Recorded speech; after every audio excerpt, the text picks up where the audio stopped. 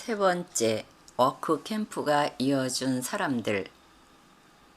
워크 캠프 일정이 끝나고 서울에서 친숙해진 몇몇 사람들이 만났다. 워크 캠프를 주관했던 단체에는 가입하지 않았지만 가까워진 친구를 제외한 몇 사람은 그 후 간헐적으로 만나다 멀어졌다.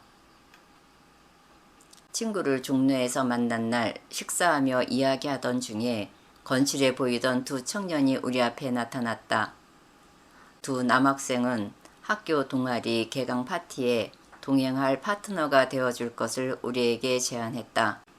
이 중 한 사람이 자기 소개하기를 학교 밖에 검정고시 준비 과정을 도와주는 야학 동아리를 한다고 했다. 내가 야학에 관심이 많았던 터라 견학을 부탁했고 흔쾌히 야학 가는 날 따라가 구경하기로 약속하고 개강 파티에 갔다 왔다. 나는 그 즈음에 다른 곳에서 하는 야학을 가보았던 경험도 있었다. 처음 가본 곳에서 나하고는 다른 세상 같았으나 배우는 사람, 가르치는 사람에게서 풍기는 이색적인 생동감에 관심이 생긴 것 같다. 야학 견학 가는 날 워크 캠프에서 만난 친구와 함께 남학생을 따라 버스를 타고 금호동 사거리에서 내렸다. 내린 동네도 서먹했는데 한참을 걸어 내려가다가 골목을 돌고 언덕을 올라 돌계단을 올라가다 또 돌고 나니 하늘이 펼쳐졌다. 배드민트 칠 정도의 운동장 공간이 보였고 허름한 지붕에 간이벽으로 분리한 듯한 세 개의 공간이 있었다. 한 곳이 교무실, 두 곳이 교실이었고 교실 안에는 나무 의자 책상이 몇 개 있었다. 가르치는 선생님으로 모인 대학생들이 교무실에 모여 있고 옆 교실에서는 수업하는 소리도 들렸다. 이때 교무를 담당하던 선생님은 우리를 설득했고 친구와 나는 견학만 하려고 갔었지만 공부 도와주는 일에 동참하게 되었다. 여자 선생님이 절대적으로 필요하니 우리가 제격이라는 내용이었던 것 같은데 얼마 지나지 않아 이미 그곳에는 열정이 넘치는 여자 선생님들이 있었다.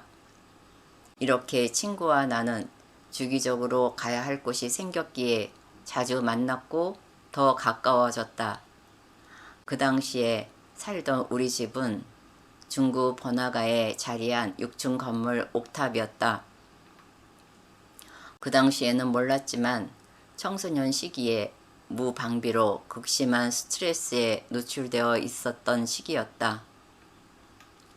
성인이 되고 생활 환경이 변화되었어도 가끔 그 집으로 다시 이사가는 꿈을 꾸면 꿈속에서도 놀라곤 했다.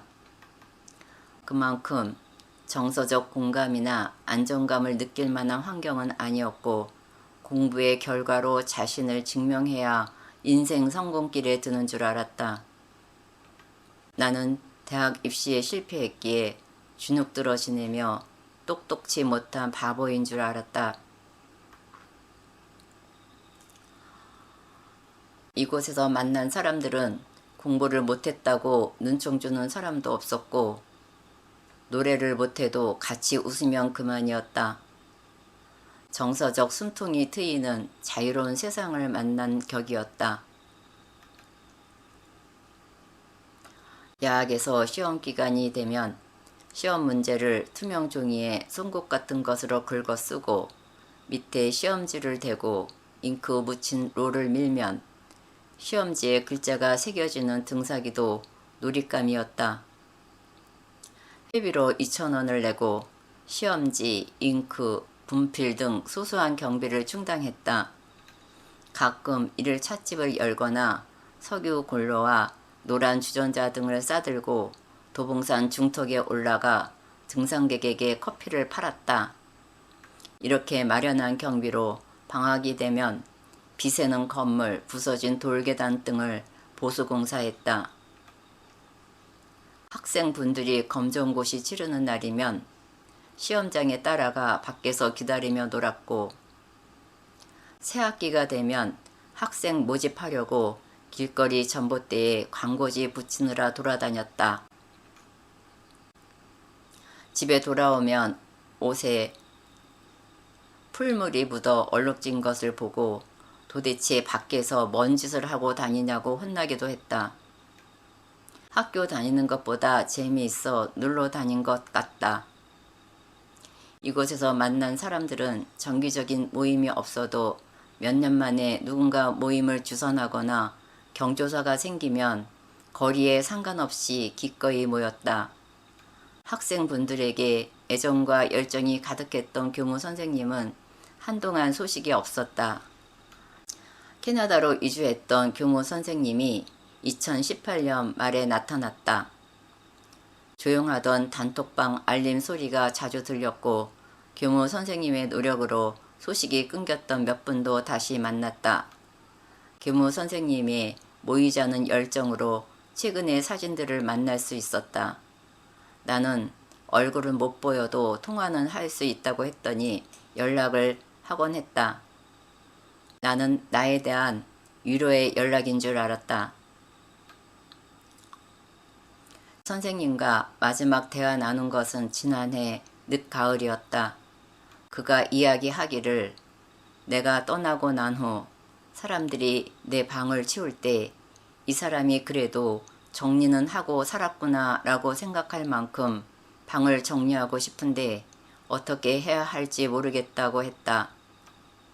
가깝지도 멀지도 않은 동년배 친구였다. 금년 초에 단톡방에 남긴 새해 인사가 그의 마지막 흔적이다. 얼굴을 보자고 했어도 내 몸이 힘들어 만나지 않았다. 각자 깊은 아픔을 내비추지 않으며 서로를 배려하다가 갑자기 그가 사라졌다. 많이 미안했고 내게도 남은 시간을 장담할 수 없다는 것이 실감났다. 나도 무언가를 정리해야 할 것 같은 것은 그가 남기고 간 선물 같다.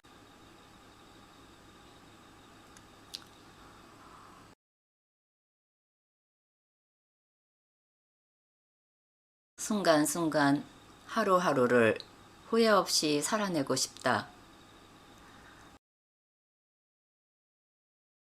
나는 오늘 하루 이렇게 살아낸 것일까?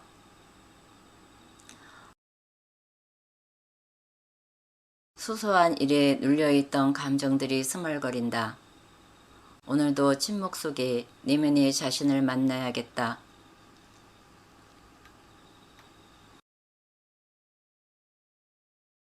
다음 이야기로 이어집니다. 들어주셔서 감사합니다.